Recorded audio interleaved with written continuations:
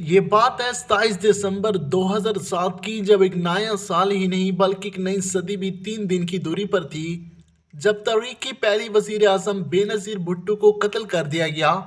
ان کے ساتھ غداری بھی ان کے اپنوں نے ہی کی، جب 15 سالہ بلال نے بے نظیر بھٹو کو سر پر 3 گولیاں مار کر اللہ اکبر کا نعرہ لگایا۔ آخر کمسن بلال نے کس کے کہنے پر بے نظیر بھٹو کو قتل کیا اور کس نے بلال کو پسٹل پرووائڈ کیا؟ آئیے جانتے ہیں، کہانی کافی دلچسپ ہے، ذرا غور سے سنیے گا۔ لیکن اس سے پہلے اس ویڈیو کو دل سے لائک کر دیجیے گا اور نئے آنے والے ممبران سے گزارش ہے کہ اس چینل کو بھی سبسکرائب کر دیں۔ بے نظیر بھٹو آج ان کا آخری دن ہے۔ ان کو پہلے سے ہی پتہ چل گیا تھا۔ 26 دسمبر 2007 کی رات جب بے نظیر بھٹو ایک لانگ ڈرائیو کے بعد اسلام آباد کے زرداری ہاؤس پہنچی تو وہ بہت تھک چکی تھیں، لیکن آئی ایس آئی کے سربراہ میجر جنرل ندیم تاج کو پیغام ان تک پہنچا کہ وہ ایک اہم کام کے لیے آپ سے ملنا چاہتے ہیں۔ سابق وزیر اعظم بے نظیر بھٹو نے فیصلہ کیا کہ وہ 2 گھنٹے سوئیں گی اور رات کے ندیم تاج سے ملاقات کریں گی۔ یہ ملاقات رات 1:30 بجے ہوئی اور بے نظیر کے علاوہ ان کے سلامتی کے مشیر رحمان ملک بھی اس میں شامل تھے۔ ندیم تاج نے انہیں بتایا کہ کل وہ لیاقت باغ میں جلسہ نہ کریں کیونکہ کوئی انہیں قتل کرنے کی کوشش کرے گا۔ یہ سنتے ہی بے نظیر کو شبہ ہوا کہ ندیم تاج کہیں اپنے پروگرام کو منسوخ کرنے کے لیے دباؤ تو نہیں ڈال رہے ہیں۔ انہوں نے تاج سے کہا کہ آپ ان خودکش بمباروں کے بارے میں جانتے ہیں تو آپ انہیں گرفتار کیوں نہیں کرتے؟ تاج کا جواب دیا کہ یہ ناممکن ہے۔ اس پر بے نظیر نے کہا، آپ میری سیکورٹی میں اضافہ کر دیں۔ آپ نہ صرف میری بلکہ میرے لوگوں کی حفاظت کو بھی یقینی بنائیں۔ آئی ایس آئی کے سربراہ نے وعدہ کیا تھا کہ وہ اس کے لیے اپنی پوری طاقت لگا دیں گے۔ بینٹ جوز اپنی کتاب میں لکھتے ہیں کہ بے نظیر کے قاتلوں کو خاص طور پر افغانستان سے منگوایا گیا تھا۔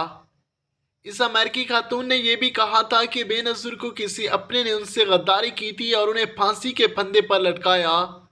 خیر، آدھی رات کے بعد طالبان ہینڈرولہ نصر اللہ 15 سال کے 2 بچوں بلال اور اکرام اللہ کے ساتھ راولپنڈی پہنچ چکا تھا۔ اسی دوران طالبان کے دوسرے ارکان حسنین گل اور رفاقت حسین راولپنڈی کے لیاقت باغ کا معائنہ کر کے آئے تھے، جہاں بے نظیر بھٹو کو شام کے اس جلسے سے خطاب کرنا تھا۔ اس وقت پنجاب پولیس پارک کے تینوں گیٹ پر میٹل ڈیٹیکٹر لگا رہی تھی، لیکن اس سے کوئی فرق نہیں پڑ رہا تھا کیونکہ منصوبہ یہ تھا کہ بے نظیر پر حملہ کیا جائے گا جب وہ جلسے سے واپس جا رہی ہوں گی۔ دونوں افراد وہاں سے مکمل طور پر مطمئن ہو کر واپس آئے اور بلاول کو کچھ کارتوسوں کے ساتھ پستول اور اکرام اللہ کو ایک ہینڈ گرنیڈ دیا۔ نماز پڑھنے کے بعد حسنین بلال کو اس گیٹ تک لے گئے جو ان کے خیال میں بے نظیر استعمال کرنے والی تھی، اور اس گیٹ سے ہی جلسہ ختم کر کر باہر آئیں گی۔ وہ اپنی زندگی کا آخری دن 27 دسمبر کی صبح بے نظیر صبح 8:30 بجے بیدار ہوئیں۔ 9 بجے انہوں نے ناشتہ کیا۔ سپہر کو بے نظیر گاڑیوں کے قافلے میں لیاقت باغ کے لیے روانہ ہو گئی۔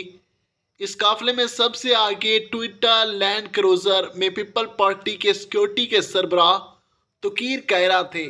ان کے بالکل پیچھے بے نظیر کی سفید رنگ کی لینڈ کروزر تھی اور دونوں طرف کائرہ کی 2 گاڑیاں چل رہی تھیں۔ ان گاڑیوں کے پیچھے زرداری ہاؤس کے 2 ٹویوٹا گوپاک ٹرک چل رہے تھے۔ ان کے پیچھے زرداری ہاؤس کی سیاہ مرسیڈیز بھی تھی جو بلیٹ پروف تھی اور ضرورت پڑنے پر بے نظیر اسے بیک وقت گاڑی کے طور پر استعمال کر سکتی تھی۔ 2:15 پر بے نظیر کا قافلہ فیض آباد جنکشن پہنچا، جہاں سے ان کی سیکورٹی کی ذمہ داری راولپنڈی پولیس پر آ گئی۔ 2:56 پر بے نظیر کا قافلہ دائیں مڑ کر مری روڈ لیاقت روڈ موڑ پر آیا اور لیاقت باغ کے وی آئی پی پارکنگ ایریا کی طرف سے بڑھنے لگا۔ اسی وقت بے نظیر کھڑی ہوئی اور ان کے لینڈ کروزر کی چھت سے ان کا چہرہ ظاہر ہوا۔ وہ لوگوں کی طرف ہاتھ ہلا رہی تھی اور ان کا سلام قبول کر رہی تھی اور ان کی گاڑی لیاقت روڈ پر آہستہ آہستہ چل رہی تھی۔ بے نظیر کی حفاظت کرنے والے لوگوں نے ایک بار بھی انہیں نہیں روکا کہ اس طرح کھڑا ہونا خطرے سے خالی نہیں ہے۔ 3:16 پر بے نظیر کا قافلہ کو 5 سے 6 منٹ تک پارکنگ ایریا کے اندر والے گیٹ پر رکنا پڑا کیونکہ پولیس کے پاس گیٹ کھولنے کے لیے چابی موجود نہیں تھی۔ اسی دوران بے نظیر مکمل طور پر غیر محفوظ اپنی گاڑی پر کھڑی رہیں۔ اس کے بعد بے نظیر نے تقریباً 10,000 لوگوں کے سامنے آدھے گھنٹے تک تقریر کی۔ اسی دوران انہوں نے 17 بار اپنے والد کا نام لیا۔ تقریر ختم ہوتے ہی پورا علاقہ بے نظیر زندہ باد اور بے نظیر وزیر اعظم کے نعروں سے گونج اٹھا۔ تقریر کے بعد بے نظیر اپنی گاڑی میں بیٹھ گئے۔ ان کی کار کافی دیر تک رکی رہی کیونکہ ان کے حامیوں نے اسے چاروں طرف گھیر لیا تھا۔ بھیڑ کو دیکھ کر بے نظیر کھڑی ہو گئی اور ان کو ایمرجنسی ہچ سے ان کے سر اور کندھے نظر آنے لگے۔ اس وقت 5:10 ہوئے تھے۔ صبح سے انتظار کرنے والے بلال کو محسوس ہوا کہ اس کا وقت آ گیا ہے۔ وہ پہلے بے نظیر کی گاڑی کے سامنے گیا اور پھر اس کے بغل میں پہنچا جہاں کم لوگ تھے۔ اس نے اپنی پستول نکالی اور بے نظیر کے سر کا نشانہ لیا۔ ایک سیکورٹی گارڈ نے بلال کو روکنے کی کوشش کی۔ چونکہ وہ تھوڑی دوری پر تھا لہٰذا وہ صرف اس کے بازو کو چھو سکا۔ بلال نے ایک ہی سیکنڈ سے بھی کم وقت میں 3 فائر کیے۔ تیسری گولی کے چلتے ہی بے نظیر سکپ ہیچ کے نیچے پتھر کی طرح اپنی گاڑی کی سیٹ پر گر پڑی۔ جو ہی وہ نیچے گری بلاول نے خودکش بم بھی پھوڑ دیا۔ بم دھماکوں سے بے نظیر کی گاڑی کے چاروں ٹائر پھٹ گئے۔ یوں پھر بے نظیر کی بھٹو کا ہمیشہ کے لیے اختتام ہوا۔ کیا واقعی بے نظیر بھٹو کو اپنی موت کا پہلے سے علم تھا؟ پاکستان واپس آنے سے پہلے وہ امریکہ کے شہر کولورڈو میں اسپین جا رہی تھی۔